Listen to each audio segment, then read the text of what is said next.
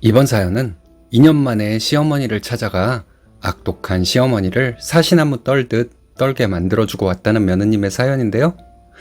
이런 악독한 시어머니가 다 있을까요? 함께 보시겠습니다. 시작 전에 좋아요, 구독 부탁드리겠습니다. 채널에 큰 힘이 됩니다. 안녕하세요. 좀 있으면 50대가 되는 여자입니다. 저도 꽤 파란만장한 삶을 살았네요. 힘들 때도 있었고 좋을 때도 있었지만 힘들 때가 더 많았습니다. 남편과 이혼 위기도 있었지만 어찌어찌 넘겨 지금껏 함께 살고 있네요. 어디서부터 이야기를 시작해야 할지를 모르겠지만 제 인생을 한번 정리해보고 싶었습니다. 앞뒤 안 맞는 글이 되더라도 양해 부탁드릴게요. 남편은 장손의 외아들입니다. 부모님 생각하는 마음이 각별한 효자이고요. 시부모님은 아들에게 효도를 너무도 바라는 분들이었어요. 정확히 말하자면 며느리에게 효도를 바라는 분들이죠. 저희는 결혼하고 거의 매주 시댁에 갔습니다. 15년 넘게 말이죠. 시아버지도 장남이기에 시댁은 제사도 많았습니다. 시댁은 가부장적인 것을 자랑으로 생각하는 분위기를 가지고 있어요. 시어머니는 항상 아픈 분이었습니다. 본인이 아픈 것도 시어머니는 제 탓을 하셨어요. 시댁에 가서 남편이 낮잠을 많이 자면 시어머니는 남편을 걱정하며 저 때문에 남편이 피곤한 것이라고 하셨습니다. 아이들 어렸을 때 넘어지기라도 하면 시어머니는 그것도 제 탓을 하셨죠. 저도 계속 회사를 다니며 남편과 함께 벌어서 집을 장만하고 대출금 갚아나가며 결국 자가로 살게 되었는데 시어머니는 그런 것도 마음에 안 든다고 하셨습니다. 제가 욕심이 많아서 계속 힘들게 이사를 다니는 것이라고요? 주변에서 저 결혼한다고 했을 때 우려하는 목소리가 많았어요. 주변 사람들이 시댁은 어쩔 거냐 했지만 제가 시댁에 잘하면 될 것이라는 막연한 생각을 했습니다. 지금은 이게 얼마나 터무니없는 생각인지 명확하게 알고 있습니다. 사회생활을 오래 하면서 느낀 것도 있고요. 시어머니는 명절 한 달 전부터 저에게 전화해서 시댁에 언제 올 거냐고 물으셨습니다. 노이로제 걸릴 것 같았어요. 그리고 명절 일주일 정도 남으면 시어머니는 저에게 전화해서 안 오고 뭐 하냐며 성질을 내셨습니다. 제가 회사를 다니는 사람이란 걸 시어머니는 모르고 계셨을까요? 시댁에 거의 매주 가는데 시어머니는 명절에 도대체 왜 우리에게 신우가 올 때까지 시댁에 있어야 한다고 하셨는지 모르겠습니다. 그런 시어머니의 뜻을 따르고 있었던 저도 참 한심하지만 그때는 분위기상 그럴 수밖에 없었네요. 시어머니에게 정말 서운한 것은 시어머니가 저희 아이들을 차갑게 대하는 것이었어요. 그리고 본인 아들과 딸을 엄청 안쓰러워 하셨습니다. 저희 아이들은 언젠가부터 시어머니를 없는 사람 취급했어요. 자기들을 봐도 본체만체 하는 할머니에게 정성을 다하는 손주들도 있을까요? 저는 그런 아이들에게 별말을 하지 않았습니다. 그런 할머니에게 잘해드리라고 강요하는 것은 아이들에게 몹쓸 짓을 하는 것 같았거든요. 시어머니는 50대가 되어 머리가 반백이 된 아들이 그리도 사랑스러운가 봅니다. 그러면서 시어머니 본인은 사랑이 충만한 사람이라고 자부심에 찬 말씀을 하셨습니다. 저희가 뭘 사가지고 가면 시어머니는 저에게 화를 내는 경우가 많았어요. 얼마 전에 신우가 사가지고 온 것과 같은 것을 사가지고 오면 어떻게 하냐면서 언성을 높이셨죠. 남편이 누나가 뭘 사왔는지 우리가 어떻게 알아요. 이렇게 말했더니 시어머니는 입을 꾹 다물어 버리더군요. 참고 참다가 5년 전쯤 저는 구급차를 타고 응급실에 실려간 적이 있었습니다. 시댁에서 시어머니와 밥을 차리다가 시어머니가 반찬 그릇을 엎었는데 저에게 고래고래 소리를 지르며 화를 내시더군요. 시어머니가 화를 냈던 이유는 밥 차리는 것은 제가 할 일인데 본인이 제가 할 일을 대신하다가 반찬 그릇을 엎었기 때문에 모든 것이 제 탓이라는 것이었습니다. 저는 시어머니 앞에서 워낙 주눅이 들어 살았기 때문인지 시어머니에게는 말 한마디 못하고 집에 돌아와서 정신을 잃었습니다. 의사는 제가 화병이 난 것이라고 하더군요. 남편은 이렇게 못된 자기 엄마에게 효성이 지극한 사람입니다. 이런 점 빼고는 나쁘지 않은 남편이고 아빠입니다. 남편은 가정적이고 집과 회사밖에 모르는 사람이에요. 저는 이런 남편 흔치 않다 생각하고 참고만 살았나 봐요. 근데 저도 모르게 이런 생각이 들더군요. 이러다 내가 오래 살지 못할 것 같다. 그래서 저는 남편과 이혼하는 것에 대해 고민하기 시작했습니다. 저희 딸은 공부를 잘했어요. 시키지 않아도 공부에 욕심을 내고 친구들과도 잘 지내는 아이였습니다. 저희 딸이 명문대에 합격했다는 소리를 듣고 시어머니는 기집년이 공부 잘해서 뭐하냐? 이러셨어요. 저희 아들도 공부를 잘해서 좋은 대학을 들어갔는데 시어머니는 애들 대학은 보내서 뭐하냐? 기술 배워서 돈이나 벌게 하지.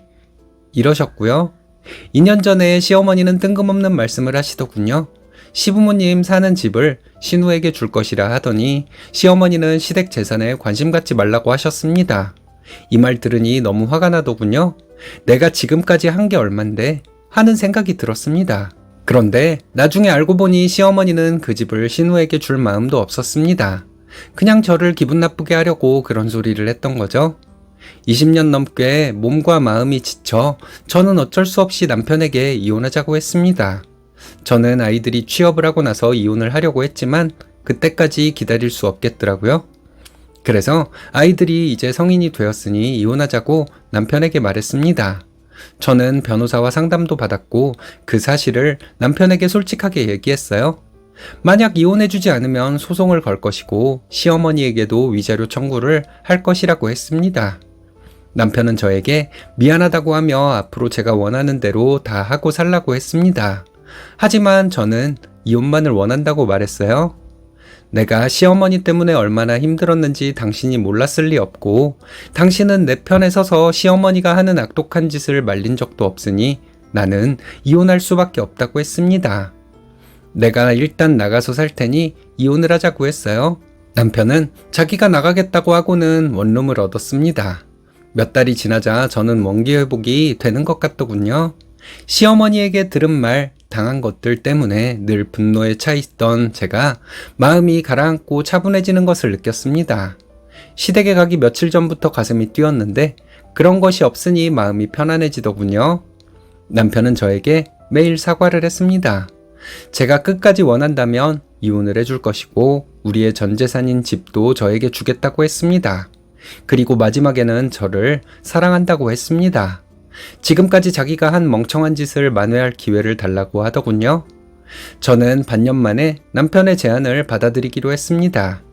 시어머니에게 당할 때 아무런 행동도 취하지 않은 남편이었지만 집으로 돌아왔을 때 수척해진 남편의 얼굴을 보니 안쓰럽더군요. 남편은 앞으로 제가 원하는 대로 모두 하라고 했습니다. 그리고 자기가 집안일도 다 할 테니 저는 집에서는 항상 쉬고 있으라고 하더군요. 그리고 남편은 정말로 집안일을 직접 다 했습니다. 남편은 저에게 앞으로 시댁에 가지 말라고 했는데 저는 그게 될까? 이런 생각이 들었어요. 그런 일이 있고 나서 첫 번째 시어머니 생신에 남편이 혼자 시댁에 다녀왔습니다. 집안 경조사가 있으면 거의 한 달 전부터 매일 저에게 전화해서 저를 들볶던 시어머니 전화도 한 통 없었어요. 그 후로 명절도 있었고 시아버지 생신도 있었지만 저는 가지 않았습니다. 그리고 지난 설날에 2년 만에 시댁에 다녀왔습니다. 시댁과 다시 잘 지내보려는 마음으로 갔던 것은 아니었어요. 시어머니가 여전하다면 시어머니에게 한풀이를 하려는 마음으로 시댁에 갔던 것이었습니다.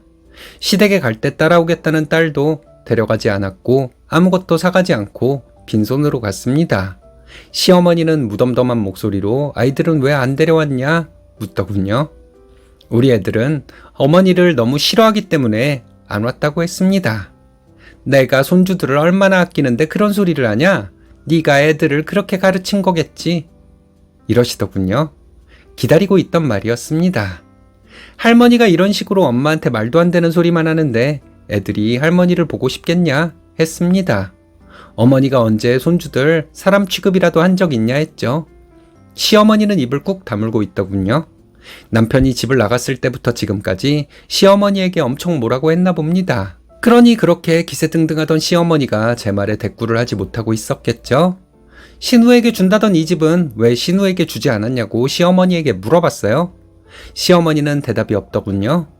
아, 그 얘기한 거 그냥 저 화나라고 한 소리죠? 했습니다. 그래도 시어머니는 입을 다물고 있었어요. 입 다물고 있는 시어머니가 더더욱 얄미워 보였습니다. 그래서 시어머니에게 어머니 때문에 이 사람과 이혼하자고 했어요. 그런데 이 사람은 남은 인생 저랑 꼭 함께 해야 한대요.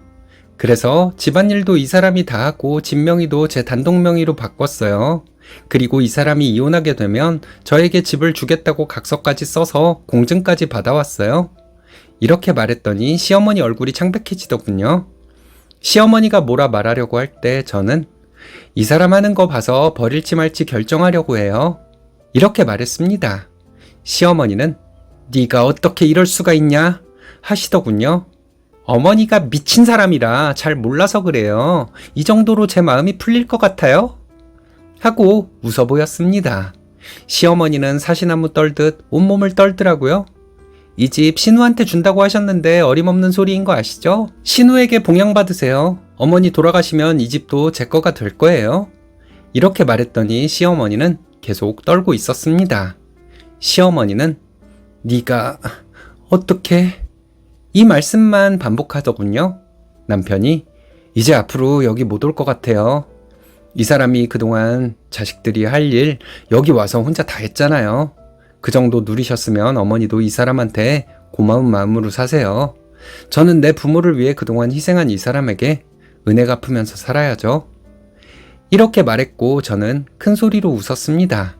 너무 크게 웃었더니 가슴에 통증이 느껴질 정도였어요. 그리고 정말 후련했습니다. 그 정도로 힘들게 살았던 20년 넘는 세월이 보상되지는 않겠죠. 남편은 매일같이 저에게 미안하다고 합니다. 눈물을 보이는 날도 있어요. 남편은 본인 같은 멍청한 남편을 버리지 않아줘서 너무 고맙다고 합니다. 남편을 용서하게 될 것 같아요. 그리고 앞날 창창한 아이들이 승승장구하는 모습이 저에게 위로가 될 것 같습니다. 정신없는 글 읽으시느라 수고하셨습니다.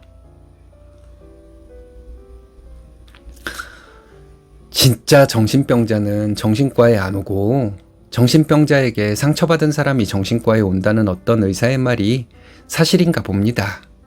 뒤늦게나마 남편이 정신을 차렸네요.